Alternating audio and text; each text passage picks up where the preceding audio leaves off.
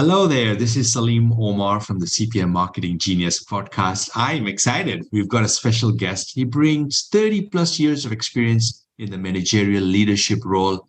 And Julian Chapman is his name. Julian, welcome. Thanks very much, Salim. It's terrific to be here with you. Great. I'm really excited. Looking forward to this interview because it's going to talk about leadership, about people and helping them. And before we start with the questions, Julian, give us your backstory. Okay. What brings you here till, up to date? Thanks, Salim. Well, my background is a different background. My background is I started off as a young private soldier in the Canadian Army and decided I didn't really like the way the leaders were behaving at the time. So I thought I could do it better. Boy, was I wrong. But anyway, we can talk about my mistakes along the way.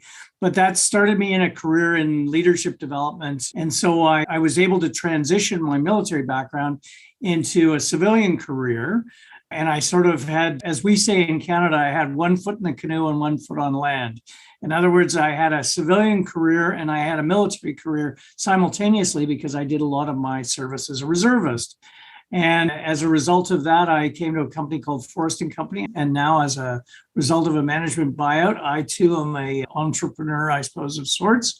And so running a business here in Toronto, Canada, around managerial leadership. So that's kind of the very quick and dirty, at any rate, on my background and my backstory.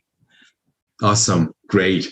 So we all have been busier than ever at work, no matter what we do for a living. On the other hand, why do we feel more and more disconnected from our teams and then the organization's main goals? Yeah, I think that there's really three reasons for that. One of them is that certainly, in the post-COVID era, or if it is post-COVID, whatever we call this era, we've been working really hard, and we've been working really hard at home. And I would suggest that the nature of that work is, on the first level, is that we're busily working on what we think we should be working on. And this is where the managerial leadership becomes really important, because what's happening is our employees and even ourselves are working on things that may not be adding real value. And where the value is added is by our manager clearly defining what is the work and what is the work expectation. And the second reason I would suggest is, and certainly your CPA audience would understand this, we struggle with decision-making in organizations, and we really struggle with prioritization. I find that working with our clients, that many of them are not very good at prioritization. And part of that is we don't understand how to make decisions. And by the same token, with prioritization comes risk. If I say that this is more important than that, that's kind of risky and that raises a certain amount of fear. So I'm just going to do it all. And I think the third one, and one point that I make to all of our clients, is that we lack clarity of strategy. Not strategy in the sense of a plan, but strategy in what we want to be when we grow up. So if you own your own CPA firm, for example, are you clear on what the end state is? What are you really trying to achieve? And that's really important for our employees and for ourselves to understand, because that enables us to make the choices in order to prioritize.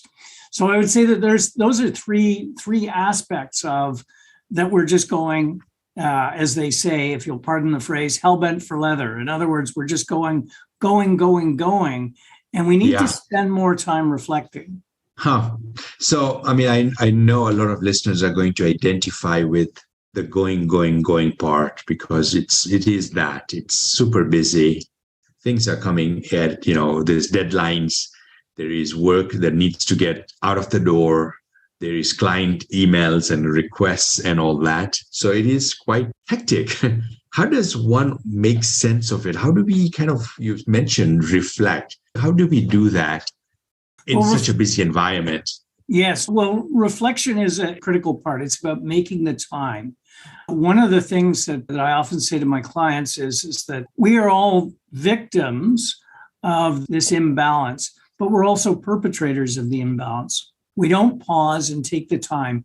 And particularly those in managerial leadership roles, so if you own your own business or you have managers working for you, they have to be doing their work and at the same time also performing the managerial leadership function. In other words, leading the people and creating the systems that need to be in place. So those are critical pieces to this whole thing. I do a lot of work in the realm of post-traumatic stress with our clients. And one of the things that's come out of the first responder community is the notion of sanctuary trauma. So this is, as a first responder, day to day, I deal with the trauma of my work. But if I have additional trauma because my work is not set up properly when I get back to the office, in other words, then I have additional trauma. And first responders see this as even bigger. And so I would suggest, and I talk about the nature of sanctuary trauma as being problematic for people because they're not getting any relief in the workplace. The workplace just keeps building and building and building. So how do we ensure that our employees don't get additional sanctuary trauma or ourselves as leaders? Yeah. Now, you mentioned clarity earlier on. How can a lack of clarity or accountability and authority impact an accounting firm? It's a great question, Salim, because what happens is that we're doing the work that we've always been doing, and it may not actually be adding value. And by the same token, we may feel personally responsible, a personal feeling of obligation to do things that are not adding value. And so what we need from our bosses is we need that clarity as to what is the expectation. And that starts, first of all, by having clarity of strategy, and then clarity of who does what, and clearly defining roles and what we refer to as accountabilities. In other words, what am I actually accountable for here, as opposed to what do I feel personally responsible for? And so it's important for us to define what are the expectations of our employees. What are they accountable for, and what authority do they have to fulfill that? Can they make the decision? Can they get service from somebody else in the office in order to fulfill their work? Do they actually have a say over what someone else does? These are all things that we just take for granted as we're in this hurly-burly work. But we as managerial leaders really need to define that, to take the time to provide that sort of backdrop, that clarity, as we refer to it, role clarity. Yeah. So what are some of the things that the managerial leader, and I like the term managerial leader because that's exactly what it is. It's the owner, the leader that's playing a managerial role. So they're playing like two roles, managerial and leadership. What are some of the things that a firm owner, the managerial leader, can do today to start having those, having that in their firm, clarity, accountability, and authority, and giving them authority?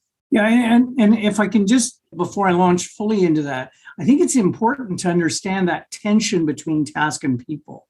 And that's why we talk about managerial leadership. So the management of task and the leading of people.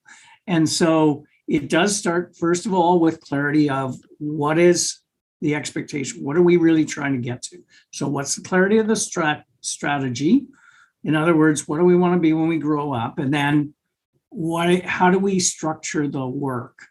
And providing that clarity to people. So it's a matter of sitting down and actually engaging with the employees and finding out and being clear on what it is that you need them to do. And that begins to start that process of true managerial leadership. Sitting down with our employees and telling them exactly what it is that we need them to do and taking that time. But again, it's a matter of the managerial leader has to take that time, has to take the time, carve out the time, as I suggest, you actually get into your calendar and you block off time to actually do this. It's about working on the business rather than working in the business. In order to be truly successful, you have to work on the business. In other words, clarifying the work and the expectations. And so that's going to take time out of your busy day. And particularly, as tax season approaches and all those sort of things, all those other tensions. But if you can do that, you will find that you will have more engaged employees. because they How know much what. time do you feel someone should carve out? Well, as a general guideline, we tell our clients that you spend about an hour per employee to actually sit down and define their accountabilities, not the activities that they do, but what are they actually accountable to deliver as their end state. And then you have to give them those accountabilities, but also let go of how they do it and enable them to do it. And it's often very hard, if you have a firm, to not want to get in and tell people how to do things. You need to enable them to use their own judgment and discretion so that they feel engaged. They may come up with better solutions than you would have. They will be different, but it's about making sure that they understand, what is that end state? What does that look like? What do I need you to deliver here? And we use a simple acronym. It's called QQTR: quantity, quality, time when it needs to be done by, and what resources are available. So how many of something? What is the nature of the quality of that? When does it need to be delivered? And what are the resources that individual has? It's a very powerful tool. A lot of organizations talk about SMART goals and things like this, but the value of this QQTR is that as circumstances change, we adjust. So if I can't deliver it in time, I need to go to my boss and say, I can't deliver that on time, not 5 minutes before it's due, but in enough time. And so my boss, my manager, then changes the cues. Do they decrease the quantity, decrease the quality, increase the time, or increase the resources? If I can deliver it earlier, which is really important as well, do I increase the quality, increase the quantity, decrease the time, or decrease the resources? This is core to the accountability piece, but it's the manager who defines what that is in dialogue with their employee. So that's a quick step, but I like that acronym. Yeah. How does one know how much quantity can be done, what the production should be for a team member? Well, and that's the tough part, right? That's the tough part, because you've got to make a call. You're making a judgment call into the future as opposed to elapsed time that goes from the past. So that's what we've got to get good at. And an employee, you realize that this needs to be, we need this many by this amount of time into this quality. The employee, if they're just doing it for the first time, may feel uncomfortable, but you have to use your judgment and discretion and engage in a dialogue with them. And if they're just doing it for the first time, you may spend more time monitoring them over that T or time from the QQTR. You may spend more time to help them from that standpoint. Or if they've done it 1,000 times, then you probably don't have to monitor as much. But it's about, you've got to use your judgment and discretion. You've got to make a call. Yeah, and I like what you said there, that it is collaborative. It's really having a dialogue with the team member as well. And I guess a relationship as well, that it's an open relationship where if the team member is feeling overwhelmed or there's so much that, they need to reduce their workload or the number, the quantity, that they have the ability to come to the manager, to the managerial leader and do that. Yes. Discretion there. Yeah, exactly. It is. All work is actually the exercise of judgment and discretion. The employee will use their judgment and discretion in how they do their work. And we, as managers, have to use our judgment and discretion. And really what you're assessing is their use of judgment and discretion. But you talked about the relationship, and that's pretty key, because when you're in a managerial leadership role, you have to recognize that you got there because of your technical know-how. And I find that this is one of the big problems that managers struggle with, is they have this technical know-how. So I'm a CPA, I've got this background, I got this technical background, but that forms my foundation. But I have to realize that my work, if I have a group of employees, my work is now the management of task and the leading of people.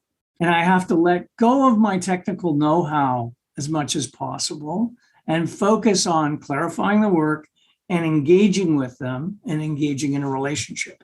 And that's where I find, certainly in our clients who are CPAs, they actually struggle with that because they have this vast technical know-how and they can't let go of that and realize that their work is really about the management of the tasks and the leading of the people. Right. What are some of the things that you hear or you observe leaders, managerial leaders do that are hurting their relationship? They're hurting, it's got a negative impact on the business, on their firm. Well, I think one is just leaving people to the work. So I just fire and forget. I spit out, go and do this, and I don't engage with them. I think another is, and particularly in this day and age, so a second one would be that I don't know my people and promote their welfare. In other words, I don't really know what makes them tick, and I don't get to know them on a personal level so that I really don't know what's happening in their world, because this idea of work and life being two separate things, it's really a fallacy. It's not like we cut our heads off and put on another head when we're in our work mode. Our lives are impacting it all the time. And so it is really about engaging your people and knowing their strengths, their weaknesses, all of those things. As we say to leaders, you need to be able to define who you are, why you're here, and what you're trying to build. You need to be able to define that, and you need to be able to tell your people that. Because often we don't know why we're doing what we're doing. And I find that managers fail, so that I guess this is the fourth one, managers fail in setting context. Context is critical, particularly if you're going to get people to use their judgment and discretion. They need to know why. And far too often, managers don't set context, explain the situation, and explain what they're trying to do. Instead, it's just, hey, go and do this. And then the employees feel disengaged from the work. They need to understand the context. They need to understand the context of your business, the context of the environment, your customers, all of these sort of things. Yeah, wow. So many gems that you just fired away there in the last couple of minutes, especially. That was pretty awesome. Yeah. Being a leader is not easy, right? It's a challenge. It's really the leader is doing a technical role as well many times in the firm. So they got to do their work. And then they got to carve out time, as we said earlier, to do all this leadership stuff. So, that adds a big challenge, doesn't it? It certainly does. And again, back to the point that if you have this technical know-how that is your foundation, you have to almost catch yourself from sliding back. The analogy I use, it's like buying a dog and barking as well. In other words, I've got all of these employees that are working for me, however many, 3, 5, whatever. I can't be doing their work. They have to be doing their work. My job is to monitor and check how well they're doing it, coach them, and assess how effective they are in delivering that QQTR, as I talked about earlier, how effective they are on that. We spend a lot of time talking about output. We measure everything by output. And I would imagine that certainly for CPAs, outputs, it's a measurable thing. It's tangible. Right. We can count it. But we also have to look at how effective people are in delivering that output. You don't want to get the output and leave a trail of bodies behind, impacting your customers or your clients. You have to look at the effectiveness of our employees. And so really what you're doing is as the manager, you're accountable for their effectiveness, how well they work, how they behave with one another.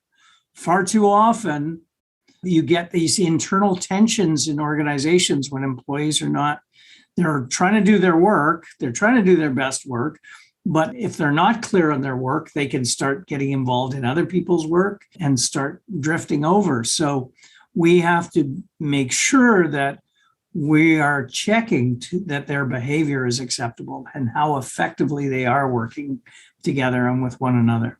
Yeah, this is awesome. I'm looking at the clock and we're almost out of time, couple of minutes. This has been super, super good. Is there a question, Julian, I should have asked you, that I should have absolutely asked you that I didn't ask you? Oh, that's a tough one because as you can tell, I can talk until the cows come home. So I think what I would say is that it's really important, this impact of our technical know-how, particularly for CPAs. I've worked with accounting firms, I've worked with accountants, I've worked with actuaries and the likes. And it's really important to recognize that I need to spend more time on the business than in the business. If I want my business to truly flourish. And if I have managers underneath me, then I need to spend more time focusing on how well they're managing, how well they're leading, rather than their technical output. So that's another piece to this. And that's what got me to write my book, The Managerial Leadership Journey, an unconventional business pursuit, because I saw this time and time again, the lack of professionalism in our managerial leadership. And I call it a journey because it's not a one and done thing. We can't just, take a quick course on this and suddenly we're a magnificent leader. It's an ongoing journey. And I've been doing it for a long time, over 40 years now. And I learn every day. I learn every day from my clients. I learn every day from what goes on out there. And I need to pause and reflect on that in order to be truly an effective managerial leader.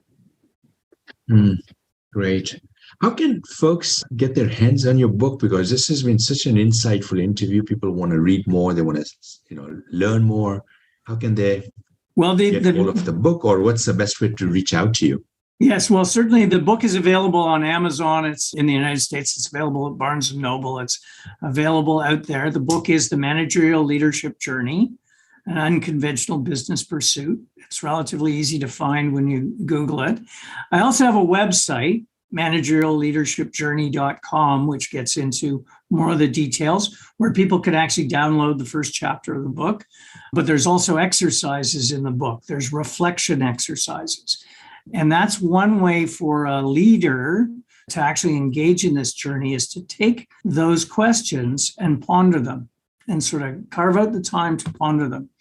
And failing that, reach out to us at forestandco.com. Forest is in the trees, but with 2 R's, forestandco.com. And love the opportunity to chat with anyone at any point around this journey and where they need to go. Great. Julian, thank you so much. This was amazing. Really appreciate everything, all the insights, the gems that you shared with us. Well, thank you, Salim. Thanks for having me on. This was great. Awesome. You have a good day. Thanks, everyone. All the best.